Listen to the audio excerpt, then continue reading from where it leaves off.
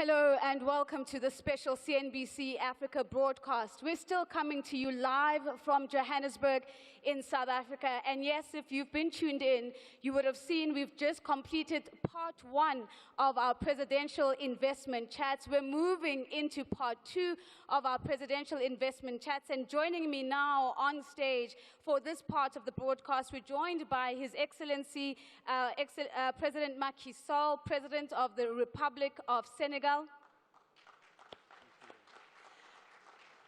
We are also joined by Her Excellency, Madame Sahle-Work Zewde, the President of Ethiopia, and someone as a young woman that I'm very proud to present.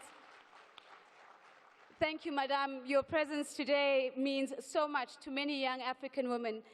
We are also joined, of course, on this stage by the Prime Minister of the Republic of Cameroon, Prime Minister Philémon Yang. Thank you very much for joining us, sir. And we're also joined by Mr. Manuel José Nunes Jr., Special Representative of the Angolan Head of State and Head of Government for Angola. Thank you very much for joining us, sir. And as we've been having in the presidential investment chats, the focus of the conversation, of course, is looking at how the various heads of government and leaders of government are using policy to create the space for private sector to thrive. We're asking the big questions around how policy is unlocking some of the institutional, legislative, regulatory, and even political constraints that still remain a key feature of many African markets. President Sall, I'm going to start with you. Thank you very much for being with us. Now, when we look at Senegal, we see strong fundamentals. We see one of the fastest growing economies in Africa. If we look at Africa's investment index, Senegal is sitting in the top 10 of that index, and also being recognized as one of the 5 most reformed markets in sub-Saharan Africa. Can you tell us a little bit about the business environment and competitiveness reforms that have been a key focus of the Senegalese government and what these have enabled you to achieve? Je vous remercie. Je voudrais avant toute chose exprimer ma satisfaction et surtout mes remerciements au président Adesina du groupe de la Banque africaine de développement pour cette formidable opportunité qu'il nous offre en mettant le secteur privé africain en particulier, mais aussi international, avec les décideurs, ensemble pour arriver à des convergences et à des transactions positives pour le continent. Merci beaucoup, Akin. Je suis d'autant plus fier que dans notre politique de transformation au Sénégal, le groupe de la Banque mondiale, de la Banque africaine de développement, est un acteur majeur dans le processus des financements. Donc, c'est pourquoi c'est pour moi un devoir d'être ce matin à Johannesburg et de prendre part à ce formidable débat. En ce qui concerne les réformes, ce matin, je pense que nous avons suivi beaucoup de communications positives et nous devons être fiers de ce que nous sommes en train de faire en Afrique. L'Afrique est partie de loin, mais quand vous voyez les dynamiques qui sont enclenchées dans l'ensemble des pays, du nord au sud, de l'est à l'ouest, non seulement les États sont dans des processus de transformation très, très dynamiques, mais le secteur privé africain, les populations africaines sont engagées dans une Afrique qui marche debout, une Afrique qui est fière d'être ce qu'elle est et qui aujourd'hui enregistre des résultats extrêmement positifs. Alors, c'est la raison pour laquelle, en ce qui me concerne, dès mon arrivée à la tête du pays, il fallait engager une stratégie de croissance qui était différente des politiques jusque-là, je n'allais pas dire imposées, mais quasiment qui étaient les politiques en cours. C'était des politiques de réduction de la pauvreté. J'ai trouvé que ce n'était pas ambitieux et qu'il fallait plutôt avoir l'audace et le courage d'avoir une stratégie d'émergence. C'est-à-dire, non seulement il faut vaincre la pauvreté, mais il faut créer la richesse et il faut émerger. Voilà ce qui a été à la base de cette politique appelée Plan Sénégal émergent, évidemment, il s'agissait non seulement de s'appuyer sur des secteurs qui sont les moteurs de la croissance. L'agriculture fait partie de ces premiers secteurs. On en a beaucoup parlé ce matin, mais l'agriculture doit être renforcée en Afrique parce que non seulement elle est pourvoyeuse d'emplois, mais elle est également une des sources durables de croissance du continent. Et en ce qui concerne le Sénégal, nous sommes passés de 1,7% de croissance en 2011 à 7,2% l'année dernière. Et nous escomptons également avoir 7% au moins sur 2018. Le secteur agricole, mais aussi pour la transformation du continent, il fallait faire la réforme du secteur de l'énergie. Alors là-dessus, non seulement nous avons opté pour une diversification des sources, c'est-à-dire un mix énergétique qui permet d'éviter le seul poids des hydrocarbures, évidemment pour lesquels nous n'avons pas de contrôle, mais il s'agissait de s'appuyer sur nos sources locales, le soleil qui est abondant en Afrique, le vent abondant en Afrique, mais aussi de plus en plus la biomasse et le gaz aujourd'hui qui est une perspective majeure pour le Sénégal. Cette transformation dans le secteur de l'énergie, dans le cadre du développement des partenariats publics-privés, puisque toute la production électrique aujourd'hui au Sénégal est assurée par le secteur privé, privé international principalement, dans le cadre de IPP défini avec une régulation qui est forte et qui fait que nous nous concentrons sur le réseau de distribution et sur le réseau de transport. Ce qui fait qu'en 5 ans, on a doublé les capacités qu'on a trouvées au Sénégal, puisque nous n'avions que 500 et quelques mégawatts. Aujourd'hui, on a 1130 mégawatts déjà actifs sur le pays. Et nous allons poursuivre cette politique non seulement de diversification, mais aussi de mise en place d'une énergie à bon marché. Alors, l'état de droit, évidemment, est le fondement. L'état de droit, c'est aussi une justice qui fonctionne pour tous les acteurs, une justice équitable, mais c'est aussi la lutte contre la corruption.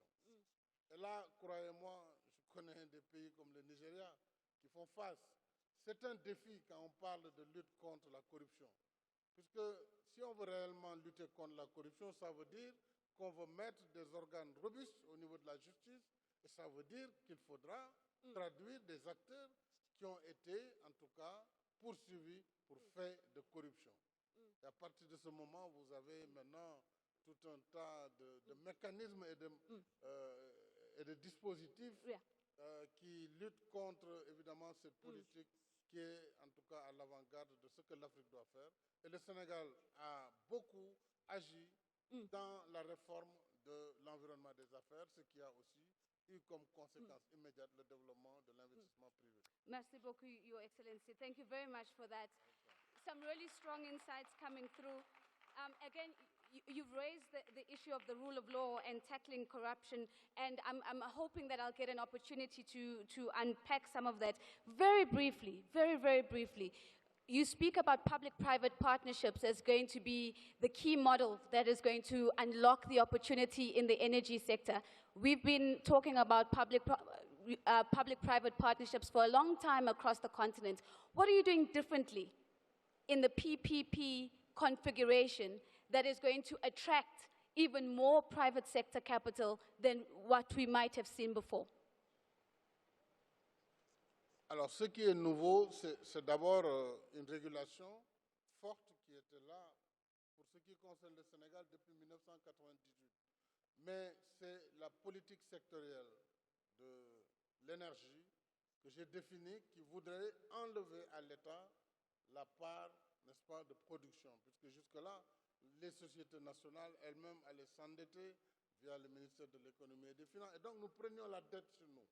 Non seulement c'était lourd, mais c'était lent, puisqu'il faut négocier avec les partenaires au développement. C'était des processus extrêmement lents en termes de mise en œuvre, mais aussi la société nationale s'alourdissait du fait qu'elle faisait à la fois de la production, à la fois de la distribution, du transport. Finalement, elle ne faisait rien de bon.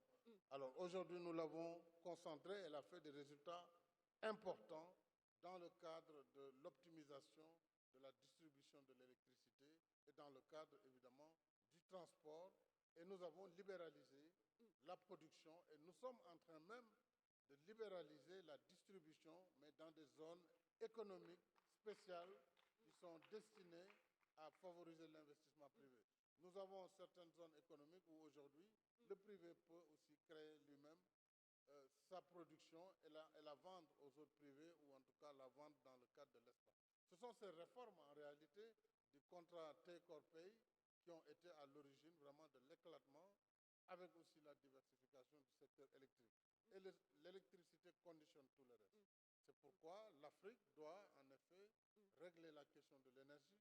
Nous avons les ressources énergétiques sur le continent. Nous avons le charbon beaucoup ici en Afrique du Sud, la géothermie en Afrique de l'Est, le gaz, le pétrole, le soleil, le vent. Donc nous avons tout ce qu'il faut. Il faut juste mettre cela en dynamique et appeler le secteur privé à venir investir dans le cadre d'un partenariat gagnant-gagnant avec l'État. Thank you very much. Again, merci beaucoup. Thank you very much, Your Excellency. Your Excellency, Madame Zewde, I'd like to come to you. I recently, about 48 hours ago, was traveling from Egypt and came down into Addis Ababa before coming into Johannesburg, and couldn't help but notice the great expansion that was happening, not only at the airport, but if you looked out of the airport, everywhere you saw was a lot of infrastructure that is development that is taking place in Ethiopia. Talk to us a little bit about the importance of crowding in private sector participation for infrastructure development as a means to make the ease of doing business even easier in the country.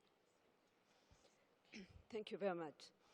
I would like to start by thanking President Adesina for this invitation and to congratulate him really for this amazing turnout that we are seeing during this forum. And obviously Ethiopia would not be absent from this. As you have said, there is a lot of transformation happening in Ethiopia, a lot. The main reason for that, I would say, would be the bold and clear vision that the country had in transforming the country. It's a country of 100 million inhabitants. It's a huge one. And so there is a very much targeted and bold vision in moving the country to another level. In terms of attracting private sector, a lot has been done, and we are in the process of doing it. The main focus for the growth of Ethiopia, economic growth, is now making Ethiopia the manufacturing hub in Africa. So that's at the center of the economic growth. We plan to be there by 2025.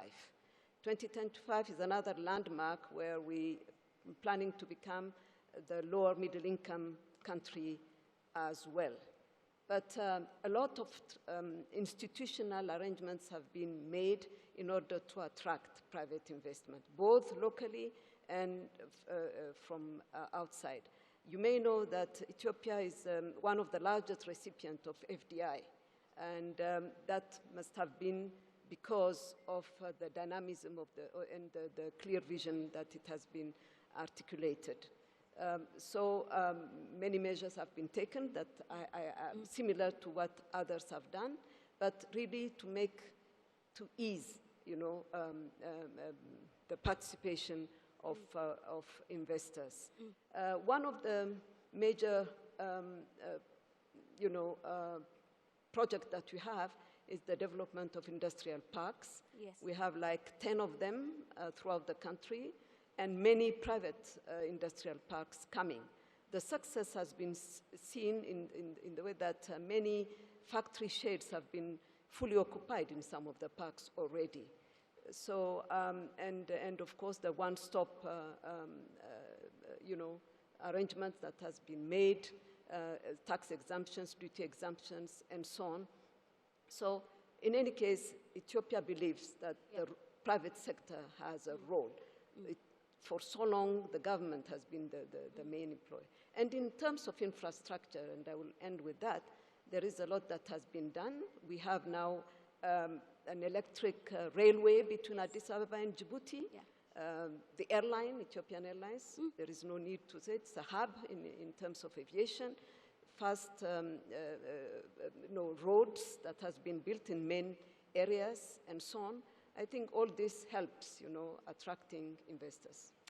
A key part of these conversations, Your Excellency, is not only about the outcomes of the business opportunities, but it's also about the opportunity to accelerate some of the development outcomes.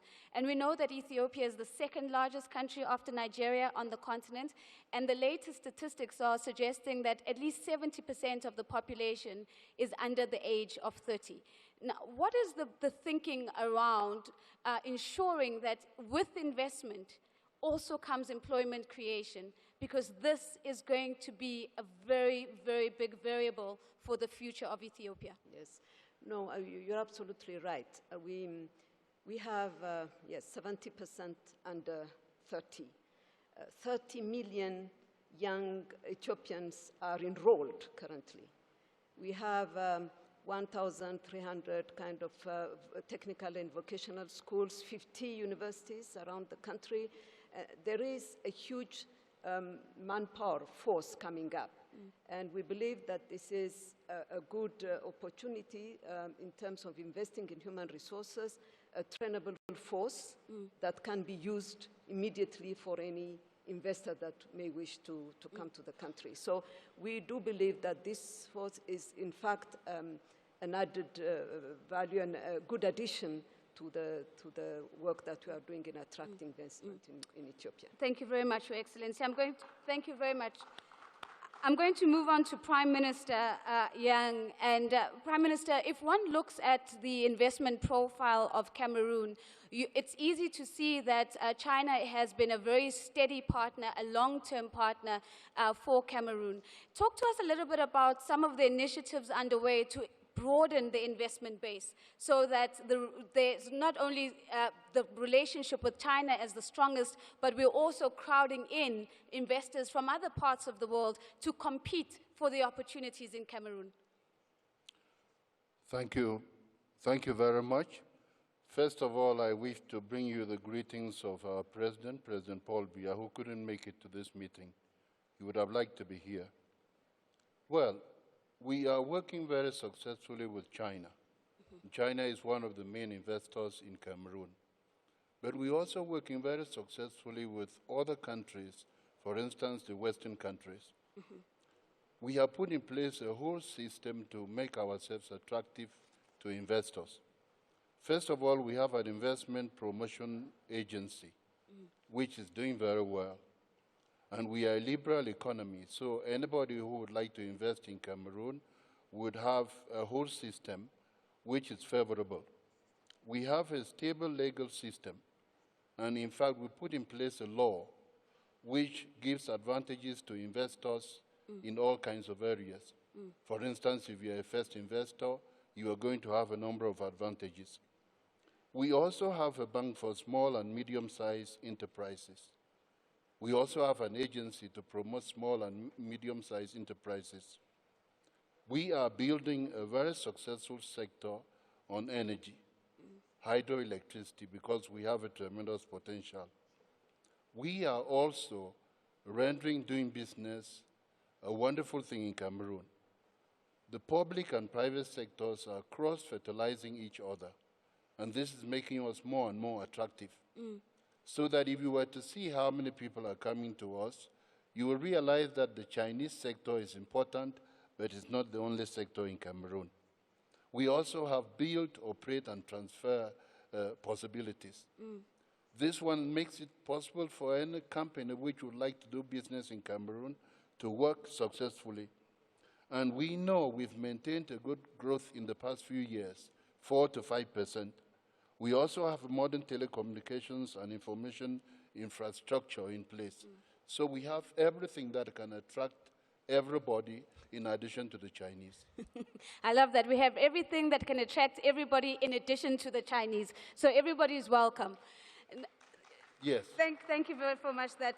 Mr. Prime Minister, I am aware that the country is currently reviewing its Financing Act leading up to 2019. And this is quite important because we know that there's been lots of conversations about the relatively high tax rate in Cameroon.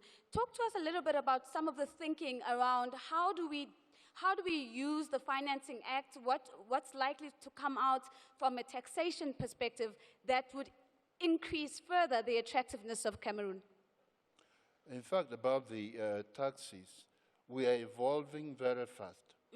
And we have a big opportunity in Cameroon every year in the financial law, and we're going back to debate on the law in a few days from now. Yes. We can make changes to accommodate businesses. So it's not like our taxes are built in cement or some other thing.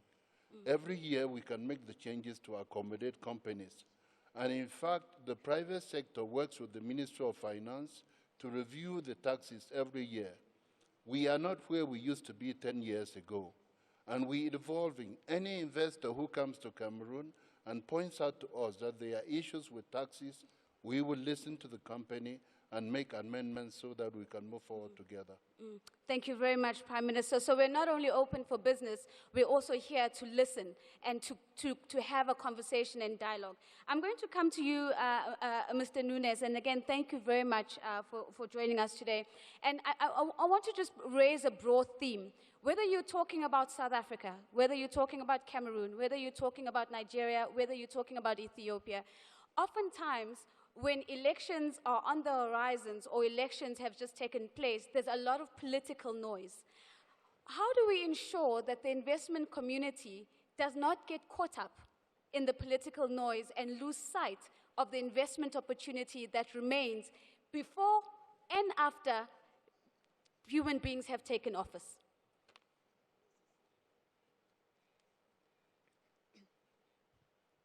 Muito obrigado. Eu vou falar em português.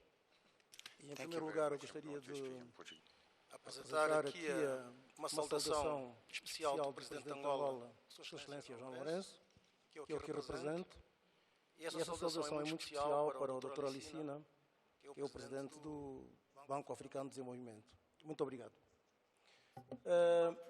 Angola é um país que esteve mergulhado numa guerra longa e muito sofredora durante muito tempo. We have embarked upon many reforms, and we achieved our peace in 2004 after a very long civil war. Since then, the country has embarked on a very important restructuring and redevelopment program. Our economy has increased tremendously, but it has depended enormously on the petrol sector. There is a very strong correlation between the oil price, the international oil price, and the development of the Angolan economy. When the oil sector grows, the rest of the economy also grows. When the oil sector drops, the rest of the economy drops as well. And this is one of the elements we need to remove and ensure that the Angolan economy becomes ever more diversified. João Lourenço's government is currently has only been in power for a year, and in this year we have taken many strides to ensure that the sector beyond the oil market grows. We have undertaken many initiatives to fight against corruption. We are creating an environment where resource allocation is being done correctly. We have also taken many steps towards creating macroeconomic conditions to attract investment, and capital that is invested can also be repatriated within a timely manner. foram dados passos importantes no que diz respeito ao lançamento pela primeira vez em Angola de uma lei da concorrência que permite criar um ambiente de competição entre todos os agentes, evitando barreiras de entrada de empresas que queiram fazer. Foi dado passo muito importante em mudar a lei de investimento privado, fazendo com que o investidor que quer entrar em Angola possa fazer sem ter necessidade de ter parceiro nacional, desde que tenha national or local identificado partner any longer. Once a project has been identified and it is economically viable, that investor can proceed with the investment without first finding an Angolan partner. We are also facilitating the issue of visas. We have created a new category for investors. So an investor can easily apply for a visa. So it is a new category that has been created. This investor can come and go as he wishes within a space of 2 years. So it is a multiple entry visa dedicated to investors. In other words, we want to facilitate the life of our investors. So during the 3 years that he uses this visa, if he does this uninterruptedly, he can even apply for temporary residence in Angola using this visa. All these measures have been taken to attract private investment to Angola and to ensure that Angola no longer depends as heavily on oil as before. Thank you. Yes, we can give him a round of applause on that. Some really bold initiatives coming through. And I think, of course, the point of not needing a local partner is probably subject to a secondary conversation. But I do want to say that this conversation would be incomplete without the voice of private sector. And so, having saved the best for last, we go to come to you now, Mr. Tony Limulu. And one of the things we're really good at, I think, if we look at the number of conversations we have as Africans, is that we're really good at building plans. I would like to have your view on whether we're really good on following through and implementing on those plans. We've heard a range of initiatives and a range of programs. What are the things that you have seen being done on the ground that have mattered? Let me start by the representative of government of Angola. Please, I would like to ask a question. Did you say people can invest in Angola now without local partnership? He's confirming that in Angola now we don't require a local partner? You're asking? Asking. You don't need a local partner in Angola?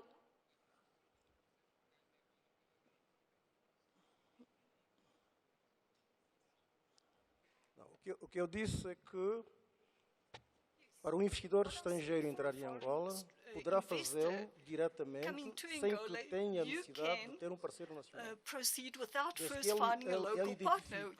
As long as the investor identifies a project that is sufficiently profitable, he can proceed alone or with partners.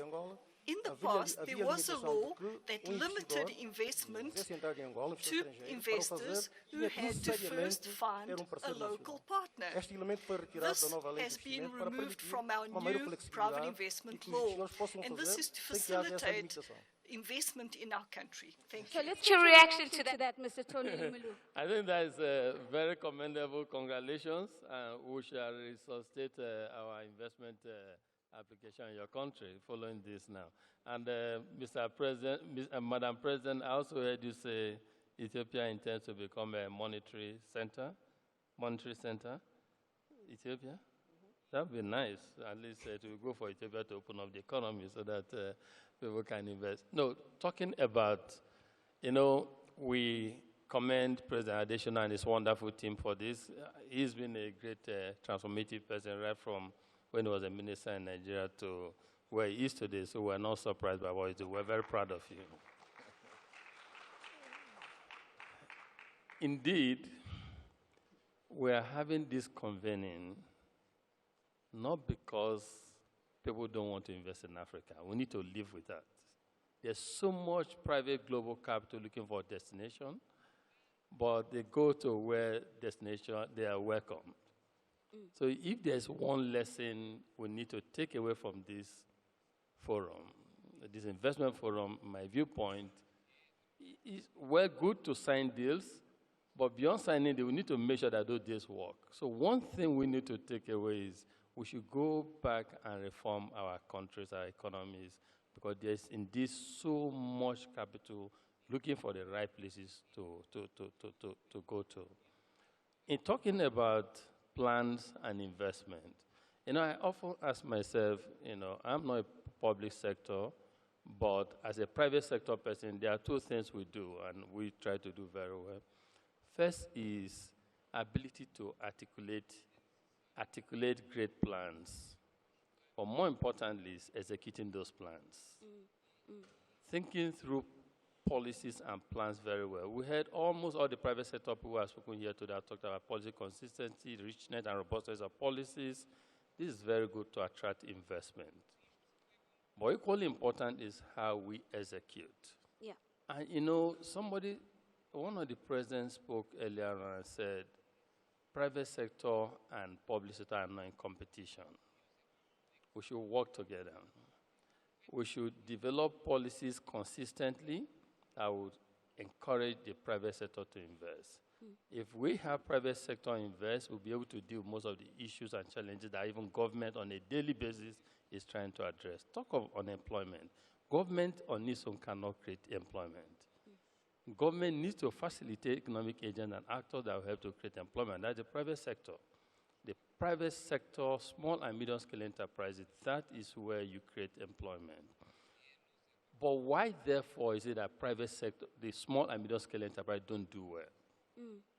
They don't do well not because people are not intelligent, it's not because people are not enthusiastic to succeed, it's not because they are not energetic, it's not because they don't work hard, it's because the operating environment is totally stifling. If you don't deal, for instance, with the issue of mass transportation, how can a small and medium-scale enterprise succeed? If you don't deal with the issue of access to reliable electricity, how can private sector or small and medium-scale enterprise succeed? And if they don't succeed, the economy doesn't make progress. And if they succeed, they on their own, out of their own successes, will attract massive investment to the continent. So whilst we hold forum and investment sessions like this to attract investment, we need to think also about retaining the investment that we attract. We need to think of showing pockets of successes in Africa that will encourage others to bring capital to Africa to invest. If you look at the power sector, you see some countries want to be serious about power, realizing that access to electricity is key for development. But then people who go into the power sector are burnt. If they are burnt, other investors are watching. There's no amount of investor roadshow you do that will encourage them to come there. When people see successes, others follow. In the past, I know a telecommunication company that came to Nigeria to invest, for instance, they came to the country, they were burnt, the investor community punished them for coming to invest in Nigeria. But as they succeeded, many other global telecommunication companies wanted to rush to Nigeria. There's nothing that attracts investment more than success. Foreign investors want to see how local investors are succeeding. As they succeed, others will come in. So for me, a key takeaway here should be to make sure that we go back as government to keep in sincerity working on how to improve the operating environment, making examples of small and medium-scale enterprises, having them succeed so we can attract more. And for private sector, we must also understand that in Africa, where you have massive unemployment, the success of one person or one company is nothing. We need to think holistically. So for us also, the private sector, we must think holistically and in a manner that's all-inclusive to identify the small and medium-scale enterprise and the young ones to give them economic opportunity, hope, and help them to succeed. That will help us as a country. Thank you very much. Thank you very much. And yes, we can give a round of applause because we need to have these conversations not just in the context of big business. We need to make sure that the environment works for small and medium-sized enterprises, which in many African markets actually are the backbone of the economy. So it's not just about large-scale transactions. It's also about the actual environment on the ground. Mr. President, let me come back to you. I want to talk very briefly about the financial sector, because we know that the financial sector is key to securing investment, to securing access to credit. I just want us to talk a little bit about what are you currently doing in Senegal to boost confidence in the financial sector and to make the facilitation of investment slightly easier, the access of credit, whether it's be small, medium size or big business, slightly easier in the Senegalese market? Depuis quelque temps, nous avons eu des performances en matière d'accès au marché financier. D'abord, au niveau sous-régional, nous sommes dans une zone monétaire, l'Union économique et monétaire ouest-africain, où nous avons donc un marché sous-régional qui n'est pas très important, mais depuis quelques années, de par les réformes que nous avons entreprises, le Sénégal a accès au marché aux capitaux. C'est ainsi que sur l'année 2018, nous avons pu lever pour la première fois $1 milliard sur 30 ans. To have access to $1 billion over a period of 30 years. This was a first-time event, and this was due because the rating of Senegal was such that it was possible to do so. Then we had 1 billion euros over a shorter period of time, between 10 and 12 years, at 6%, which means that when the reforms are introduced and governance is performing, we are able to overcome the scourge that is being experienced by Africa. We don't have a problem of risks, but what Africa has is a problem of the way risk is perceived, this false perception that it is difficult to do business in Africa, that it is difficult to increase your investments, whereas the reality is totally different. When we look at the private and public partnerships, we have done a lot, even the tolls, the road tolls that we work, all this is done at the PPP level, even at the airport and port levels. There are many sectors where investors can make business, and I would like to also pay tribute to those who are investing in Senegal, even if they are from Nigeria, but we do share ECOWAS. And so the African business people, first of all, have to come to Africa, invest in the sectors, whether it is agriculture, whether in the manufacturing business, or simply in the service sector, even financial service sector. And I believe that South Africa in this respect is an avant-garde in this area because it has a very strong financial market. But in Senegal, we don't really have major difficulties in raising funds thanks to the economic policy that we have introduced and established. I cannot believe that we've got less than 3 minutes to go. So I'm going to ask the final question to Madame and Your Excellency. The question that I'd like to actually bring to you is to build on the concept of regional opportunities. His Excellency President Sall has spoken about, ECOWAS as an example. One would assume that if we can improve the business environment within one country, and each country is working on improving their business environment in their respective countries, that should automatically translate to an improved business environment in that specific region. What have been your observations and your experience in terms of improving the aggregate of doing business across the region that you are a part of? Yeah, thank you very much. I think that's a very good question. I don't think that any given country can go very far if it is limited within its borders.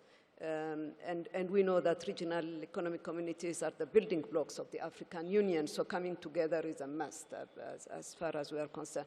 In the Horn of Africa, there is a big wind of hope that is blowing, and that starts with the normalization of the relations between Ethiopia and Eritrea, which has opened up a better and a more sanitized and relationship, not only with Eritrea, but with the whole region. I think these are things that we have to capitalize on. And this is what Ethiopia is, in fact, trying to do, to have a more regional integration moving forward for the continental one, as we move forward. So even relations that didn't seem to be, you know, finding solutions very soon have found. Yeah. So this proves that a regional approach is the better one and the main one. Let me, if you allow me in a few seconds, also say that this kind of a forum is very fundamental in changing the narrative about Africa. We talk a lot about it. Africa is a continent from which we can do business and with which we can do business. That has to be really underlined. My